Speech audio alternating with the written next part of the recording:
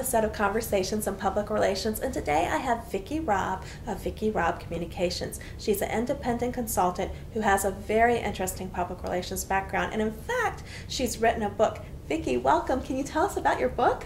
Yes, I wrote a book called Jimmy and Me, and it's about my experiences as a junior White House staffer in the Carter White House. Oh, wow. I bet you saw a lot. It was amazing. I worked in the First Lady's press office, and I worked with reporters every day. I interacted.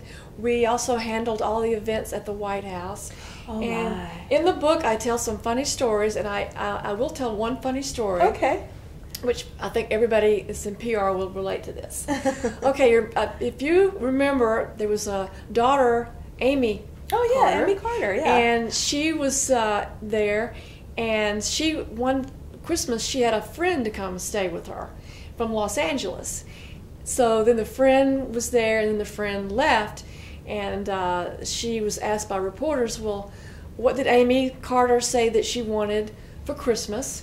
So then the next day, in front of all TV shows, on all front pages, big headline, Amy Carter wants a chainsaw for Christmas. Our phones truly lit up. Everybody was flabbergasted. We got phone calls. What is this about? We know she's weird, but what is this about her wanting a chainsaw? We had the guest room, the gift office was filled with chainsaws. Black & Decker, all these companies with big red ribbons sent chainsaws to Amy Carter. We went back to the girl. We found out what the little girl said.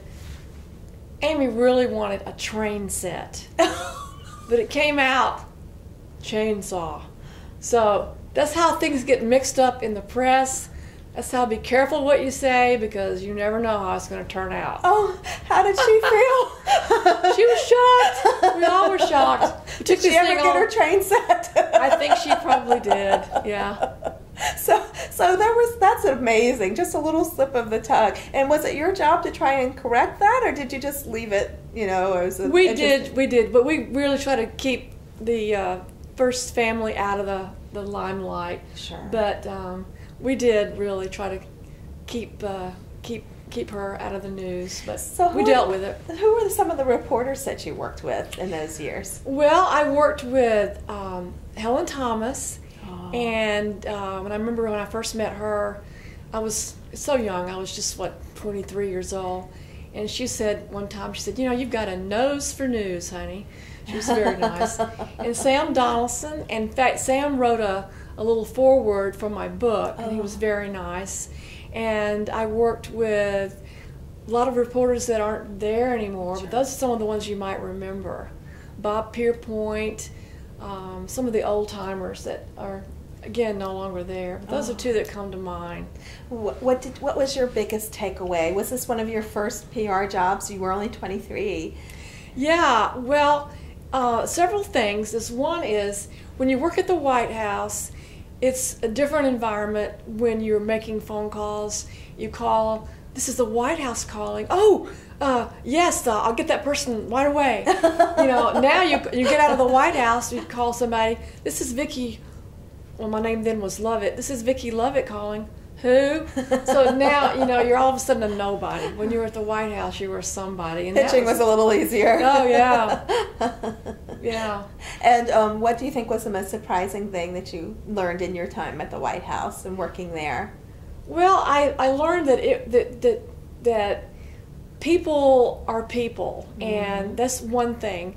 I got to know so many celebrities, so many dignitaries, and everybody, at the end of the day, we're all people. Right. And everybody, when you're in a job like that, honestly, everybody's insecure. Everybody's always afraid of their position getting lower on the totem pole, and everybody's always scrambling to try to stay right up and be in with the president or first lady, and you don't want to fall behind.